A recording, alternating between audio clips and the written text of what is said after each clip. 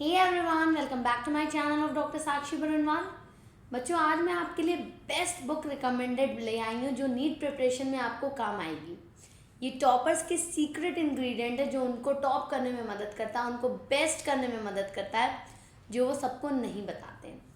तो पहला सीक्रेट जो उनका है वो ये है कि वो 10 बुक कभी भी नहीं पढ़ते। अगर आपको कोई कहता है कि मैंने ये बुक, वो बुक, ये कुछ 50 बुक लगा के अपना नीट क्रैक किया, तो वो झूठ बोल रहे हैं। ये साफ झूठ है, क्योंकि जितनी कम और जितना ज़्यादा फोकस्ड आप अपने मटेरियल पर रहेंगे उतनी अच्छी आपकी रैंक आएगी।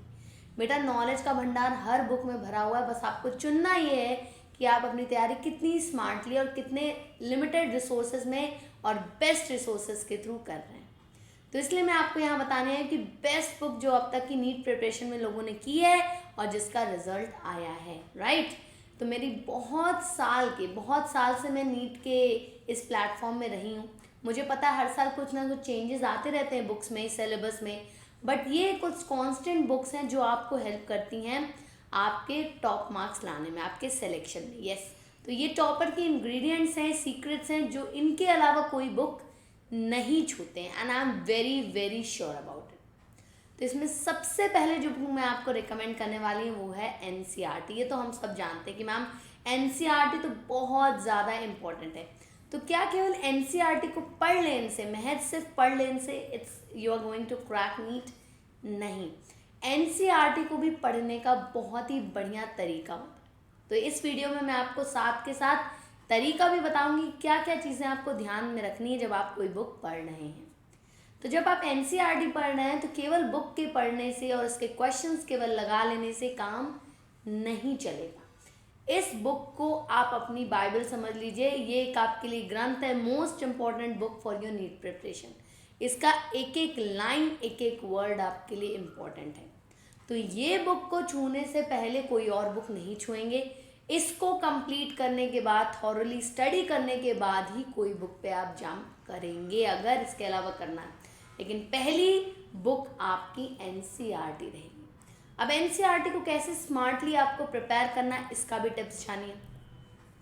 एनसीईआरटी में पीछे आपके एनसीईआरटी के साथ साथ एग्जाम्पलर भी आपको मिलते हैं जो कि आपके बोर्ड एग्जाम में भी बहुत ज़्यादा मददगार है। उन एग्जाम्पलर्स को भी सॉल्व करिए, वो बहुत ज़्यादा आपके मोरल को, आपकी सारे कॉन्फिडेंस को बूस्ट करने में मदद करते हैं। साथ के साथ वहाँ से स्ट्रेट फॉरवर्ड क्वेश्चंस आपको मिलते हैं। तो NCERT exemplar is very very important. इसके अलावा हम क्वेश्चंस तो लगाते हैं, लेकिन जो सॉल्व्ड क्वेश्चंस हैं उन पे कभी नहीं ध्यान देते हैं। तो अगर हम फिजिक्स की बात करें, केमिस्ट्री में बात करें, तो आपके बहुत सारे सॉल्व्ड एग्जाम्पल्स दिए हुए हैं, उन्हें भी ध्यान में रखना बहुत ज़रूरी है। आप कभी भी पीवाईक्यूज से मैच करेंगे, कई बार वहाँ से सिंपली क्वेश्चंस उठा के पूछ लेंगे। इतना ही नहीं, आपके बोर्ड्स में भी यहाँ से सीधे सीधे क्वेश्चंस पूछे गए हैं। नेक्स्ट है एंड में समरी होती है। समरी में कुछ ऐसे पॉइंट्स होते हैं, कुछ ऐसी चीज़ें होती हैं जो आपके लिए बहुत इंपॉर्टेंट होती है जानना। वो आपके रिवीजन में भी मदद करती है, साथ साथ ये समझने में भी मदद करती है कि क्या क्या चीज़ें इंपॉर्टेंट थी इन चैप्टर्स में। इट्स एक्चुअली अ हिंट कि what is most important in this chapter. तो समरी को पढ़ना बिल्कुल नहीं भूलेंगे। इसके अलावा जब चैप्टर स्टार्ट होता है, यूनिट स्टार्ट होता है, या यूनिट के बीच में आपके लिए साइंटिस्ट के बॉक्स बने रहते हैं, हम क्या करते हैं, इनको उनका नाम पढ़ते हैं, बस वे फादर ऑफ ये हैं, बस गो थ्रू करके चल लेते हैं। साइंटिस्ट को पढ़िए, साइंटिस्ट से क्वेश्चन ज़रूर आते हैं आपके एग्जाम में, उन्हें लीव आउट नहीं करना है। And last but not the least, boxes में पॉइंट्स टू रिमेंबर। कुछ नई बातें और कुछ कुछ चीज़ें आपके बॉक्सेस में बने हुए रहते हैं, जो कि हम कई बार पढ़ते पढ़ते लगता है अरे ये एक्टिविटी क्या करेंगे, ये एक्सपेरिमेंट क्या करेंगे, पढ़ के वो भी हम मिस आउट कर देते हैं, जो हमें नहीं करना है। जितने भी आपके लिए एग्जाम्पल्स हैं, जितने भी आपके लिए एक्सपेरिमेंट्स हैं, एक्टिविटीज़ हैं, ये सारी चीज़ें आपके कॉन्सेप्ट को क्लियर करने में और एक बहुत ही अच्छा विजुअलाइजेशन कराने में मदद करती है। तो ये सारी चीज़ें आपको एनसीईआरटी पढ़ते समय ध्यान रखनी है। और एनसीईआरटी एक बार, 2 बार, 3 बार नहीं, आपको कम से कम 7 से 8 बार मिनिमम पढ़नी है। जो टॉपर्स होते हैं उनका भी सीक्रेट है, मैंने कई टॉपर्स से बात की और मैंने खुद एनसीईआरटी 12 बार पढ़ी थी, एंड इट्स अ फैक्ट। अभी आपको लग रहा होगा मैम मजाक करें, नहीं बेटा। और दिस इज द पहले के जो कुछ साल पहले के पेपर्स जब देखें तो क्वेश्चन थोड़े से बाहर से गूगली फेंकते थे, अब का टाइम ऐसा आ गया है 4-5 साल से कि गूगली क्वेश्चंस नाम मात्र हैं। बायोलॉजी में 1 से 2 गूगली क्वेश्चन होते हैं and it's very true, it's very true. 90 में से 88 क्वेश्चंस आपके डायरेक्ट एनसीईआरटी से उठ के आ रहे हैं। तो गूगली क्वेश्चन ना के बराबर, और वो गूगली भी कहीं ना कहीं से लिंक्ड होते हैं। तो पहली चीज़ तो आपको एनसीईआरटी को एकदम से ही खा जानी है, मतलब घोट के पी जानी है, उसमें जितनी भी चीज़ें लिखी हैं। तो NCERT is most important. Next हम बात करेंगे एनसीईआरटी एट फिंगर टिप्स, जो कि एमटीजी की बुक है। ये बुक फिजिक्स, केमिस्ट्री और बायोलॉजी तीनों के लिए अवेलेबल है एंड तीनों के लिए बेनिफिशियल है, क्योंकि इसमें इस बुक में एक बहुत अच्छी चीज़ दी है। ठीक है, हमारे टाइम में ये नहीं हुआ करती थी, मतलब मुझे इस बात का बुरा लगता है यार, लेकिन कोई बात नहीं, आपके लिए बहुत बड़ा बेनिफिट इसमें ये है कि इसमें एनसीईआरटी के ही पॉइंट्स शॉर्ट में दिए हुए, साथ साथ कुछ एक्स्ट्रा पॉइंट्स भी दिए हुए हैं जो आपके लिए ज़रूरी है in the form of summary, और उसके साथ साथ आपके लिए most important question, objective questions, और साथ साथ पीवाईक्यूज, एवरीथिंग इज हियर। तो ये जब आपको ऑब्जेक्टिव क्वेश्चंस लगाने हो चैप्टर वाइज या ऑल टुगेदर, तो आपको ये बुक ज़रूर लगानी है। तो मैं ये हाईली रिकमेंड करूँगी कि इस बुक को आप लगाइए। राइट, ये 2 बुक है जो हर सब्जेक्ट में आपको ध्यान देनी है, whether it is physics, chemistry और बायोलॉजी, और हर एक पॉइंट इसका बहुत ज़्यादा इंपॉर्टेंट है, जितना भी मैंने एनसीईआरटी के थ्रू डिस्कस किया। अब आएंगे हर सब्जेक्ट को ध्यान में देते हुए रखते हुए कि कौन कौन से सब्जेक्ट में कितनी बुक्स ज़रूरी है। ये तो यूनिवर्सल है कि मतलब आपको ये दोनों बुक हर तीनों सब्जेक्ट फिजिक्स, केमिस्ट्री, बायो के लिए करनी है। अब चलते हैं बायोलॉजी में। बायोलॉजी में ज़्यादा कुछ नहीं लगाना है आपको, NCERT, MTG and finger tips जो मैंने बता रखी। अगर आपको कोई कॉन्सेप्ट में प्रॉब्लम हो रही है, जैसे कि एनसीईआरटी जब आप शुरू करते हो तो कई बार आपको बहुत कॉम्प्लेक्स लगती है, कॉम्प्लिकेटेड लगती है कि भाई बहुत से पॉइंट्स नहीं समझ में आ रहे हैं, तो बहुत से बच्चे ट्रूमैन्स करके एक बुक है उसको पढ़ते हैं। It's a very nice book, I will also definitely tell you. लेकिन अगर आप ड्रॉपर हैं और फाइनल ईयर में 12th दे रहे हैं तो अब नई बुक मत उठाइएगा, आप ट्रूमैन्स वगैरह लीजिए, अब आपको कॉन्सेप्ट चाहिए। और अगर ज़्यादा क्लैरिटी चाहिए तो आपके लिए वीडियो लेक्चर्स तो अवेलेबल हैं, आप उन्हें देख लीजिए, आपको बुक लेने की ज़रूरत नहीं है। लेकिन फिर भी आपको लगता है एक बुक चाहिए जिसको आपको एक बार पढ़ने का मन है, तो you can go for Trueman's. Pradeep भी बहुत अच्छी बुक है, but it's a very thick book, और बहुत बार बच्चों को बहुत लेंदी लगती है, इसलिए कंसाइज में पढ़ना। बायोलॉजी में ज़्यादा दिमाग नहीं लगाना है, क्योंकि actually it's at the last it is NCERT, बाकी वीडियो लेक्चर्स नहीं। एक चीज़ और ध्यान में रखनी, हर सब्जेक्ट में पीवाईक्यूज के बिना कोई काम नहीं चलेगा। मॉक टेस्ट तो देने हैं, वो तो आपको ये चेक करने के लिए देना है कि आपकी एफिशिएंसी कितनी है, आप कितना अच्छा एग्जाम में परफॉर्म कर सकते हो विथ होल एंड सोल, मतलब कि आप टाइमिंग के हिसाब से, अपने स्ट्रैटेजी के हिसाब से किस तरह से क्वेश्चन लगा सकते हैं। लेकिन पीवाईक्यू जो है आपके कॉन्सेप्ट्स को क्लियर करता है। बहुत से प्रॉब्लम होते हैं जहाँ पे आप ध्यान नहीं दे पाते हो, जब आप पीवाईक्यू लगाते हो तो वो कॉन्सेप्ट्स आपको ध्यान में आते हैं। तो पीवाईक्यूज एटलीस्ट 10 से 12 साल के आपको लगाने ही लगाने हैं हर सब्जेक्ट में। राइट, तो ये थी बायोलॉजी की बात। नेक्स्ट बात करेंगे फिजिक्स की।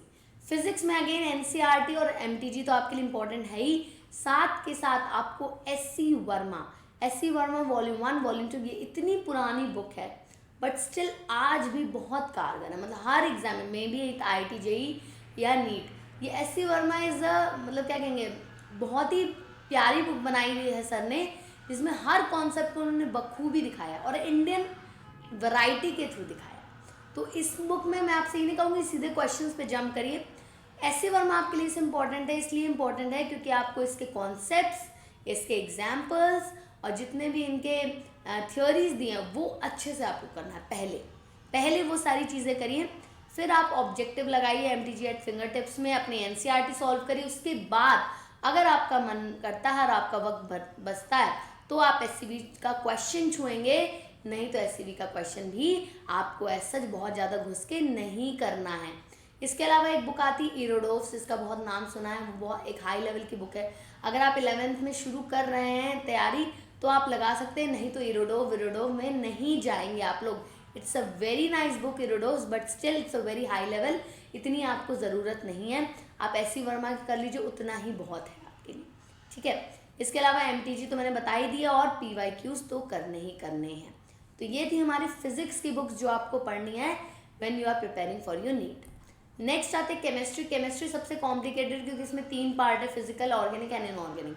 तो पहले पूरे ऑन ए होल बात करते हैं। ऑन ए होल आपको क्या करना है, एनसीईआरटी करनी है, पीवाईक्यू करनी है और एमटीजी करनी है। 3 बुक्स तो आपको करनी है, एनसीईआरटी एट फिंगर टिप्स, ये तो करनी है। लेकिन अब बात आती है इनऑर्गेनिक केमिस्ट्री की। पहली चीज़ इनऑर्गेनिक केमिस्ट्री है वो सीधा सीधा आपके एनसीईआरटी से ही आता है। जैसे बायोलॉजी का हाल है वैसे इनऑर्गेनिक केमिस्ट्री का हाल है, सिमिलर है एकदम, कि उतने ही क्वेश्चन यहाँ से आते हैं, कुछ भी बाहर से जाने की ज़रूरत नहीं है। इसके अलावा जब आप केमिस्ट्री पढ़ रहे हैं तो उसमें जो प्रैक्टिकल्स आपके एग्जाम में कराए जाते हैं 11th-12th में, उस पर भी आप ध्यान दीजिए क्योंकि वहाँ से भी कई बार क्वेश्चंस आपके एग्जाम में पूछे जाते हैं। तो केमिस्ट्री का प्रैक्टिकल इज़ वेरी इंपॉर्टेंट। बाकी इनऑर्गेनिक के लिए आपको कुछ एक्स्ट्रा करने की ज़रूरत नहीं, आप यहीं से करेंगे और यहीं से आपकी तैयारी पूरी हो जाएगी। नेक्स्ट बात करते हैं ऑर्गेनिक एंड फिजिकल की। अगर ऑर्गेनिक और फिजिकल की आपको मिला के एक बुक लेनी है, ठीक है, तो आप ओपी टंडन ले सकते हैं। सॉरी इसकी स्पेलिंग गलत हो गई यहाँ पे, टेंडन हो गया है, इट्स टंडन। ओपी टंडन ले सकते हैं। तो ओपी टंडन आपकी फिजिकल और ऑर्गेनिक दोनों को कंबाइन करती है। लेकिन आपको लगता है कि आपको अलग अलग बुक चाहिए, बहुत से बच्चे होते हैं जो फिजिकल की अलग बुक और ऑर्गेनिक की अलग बुक लेते हैं, ठीक है, तो आप ऑर्गेनिक के लिए MS चौहान और फिजिकल के लिए नरेंद्र अवस्थी को ले सकते हैं। इसके अलावा कोई बुक नहीं है। एक चीज़ और आपको कहनी है, अगर आप किसी कोचिंग सेंटर में हैं या कोई मॉड्यूल आपके पास है तो आपको एनसीईआरटी के अलावा अपने मॉड्यूल पे ध्यान देना है और किसी चीज़ पे ध्यान नहीं देना है। कोई एक्स्ट्रा बुक लगाने की ज़रूरत नहीं है क्योंकि आपके मॉड्यूल में हर चीज़ छाट के दी जाती है। फिजिक्स के लिए मैं बस SCV रिकमेंड करेंगी, वो आपके कोचिंग में भी बताया जाएगा। बाकी केमिस्ट्री की बात करें, बायोलॉजी की बात करें और किसी भी ऐसे ऑर्गेनिक नॉन, तो आपके पास अगर मॉड्यूल है तो कोई भी बुक मत खरीदिए एनसीईआरटी के अलावा, सिर्फ एनसीईआरटी और अपना मॉड्यूल लगाइए। लेकिन अगर आप खुद से सेल्फ स्टडी कर रहे हैं तो you can go for this books या फिर आप कोई मॉड्यूल ले सकते हैं। बाकी आप क्वेश्चन प्रैक्टिस करनी है, पीवाईक्यूज लगाने हैं, मॉक टेस्ट देने हैं, यही आपकी एफिशिएंसी को बेटर बनाएगा और यही समझाएगा आपको कि कितना ज़्यादा आप तैयार हो चुके हैं अपने एग्जाम के लिए। दूसरी बात ये बच्चों, रिवीजन पे बहुत ध्यान देना। बच्चे क्या करते हैं, रिवीजन एंड में करते हैं।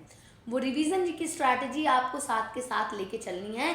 अभी 22 और 23 वालों के पास बहुत वक्त है, तो आप अपनी रिवीजन स्ट्रैटेजी बनाना शुरू कर दीजिए कि जब तक आप पढ़ाई करें साथ के साथ रिवीजन भी स्टार्ट कर लें, ताकि एंड में आपको सब कुछ हौच पौच और हड़बड़ी में नहीं करना पड़े। तो आई होप आपको ये वीडियो हेल्प किया हो और आपको बेस्ट रिकमेंडेड बुक मिल गई हूँ। और इसके अलावा मैं आपको कोई बुक नहीं रिकमेंड करना चाहूँगी, ना आप किसी चीज़ में फंसिए, ठीक है। एक बुक को 4 बार पढ़ना ज़्यादा बेटर है रादर देन 4 बुक को एक बार पढ़ना। हमेशा याद रखना, एफिशिएंसी आपकी तभी बढ़ेगी जब you keep on revising and reading the same thing, ठीक है। एक ही काम को बार बार करने से आप परफेक्ट बनते हो, ना कि 4 काम को एक बार करने से आप परफेक्ट बनोगे उसमें, राइट। तो बस यही बात यहाँ पे भी है। तो ध्यान दीजिए, अपना मटेरियल एकदम, जो भी पढ़ने का जो भी मटेरियल है आपके पास उसको एकदम कंस्ट्रिक्टेड रिस्ट्रिक्टेड रखिए। भरमार के बुक मत ले आइए कि भाई ये फ्रेंड बोला यहाँ से ये कर लो वो कर लो, इन सब चीज़ों में मत पढ़िए, पचड़ों में मत पढ़िए। एक तो टाइम का वेस्ट है, मनी का वेस्ट है, सब चीज़ का वेस्ट हो रहा है। तो सिर्फ ध्यान दीजिए अपनी पढ़ाई पे। बेटा सिलेक्शन हर इंसान का होगा जो अपना मन लगा के डिटर्मिनेशन से और हार्डवर्क से पढ़ रहा है। तो बिना किसी के बातों में आए आप अपने हिसाब से तैयारी करिए। बाकी अगर आपको कोई भी सपोर्ट की ज़रूरत है मेरी तरफ से तो बच्चों ये मेरा टेलीग्राम ग्रुप है, यहाँ पे मैं आपको क्विजेज, हैंड रिटन नोट्स, आपके सारे क्वेरीज का आंसर, आपके क्वेश्चंस का आंसर, आपके डाउट्स का सॉल्यूशन सब कुछ प्रोवाइड करती हूँ। आप मुझसे यहाँ पे इंटरेक्ट कर सकते हो। This is the open group for you. इसके अलावा नीचे डिस्क्रिप्शन में मैंने इसका लिंक दिया है, साथ साथ इंस्टाग्राम का भी लिंक दिया है, आप वहाँ से भी मुझसे इंटरेक्ट कर सकते हो। So thank you everyone. Have a great day. See you soon in the next session. Till then के लिए keep learning, keep enjoying your study and you will rock your exam. I have full belief on you. Let's rock it.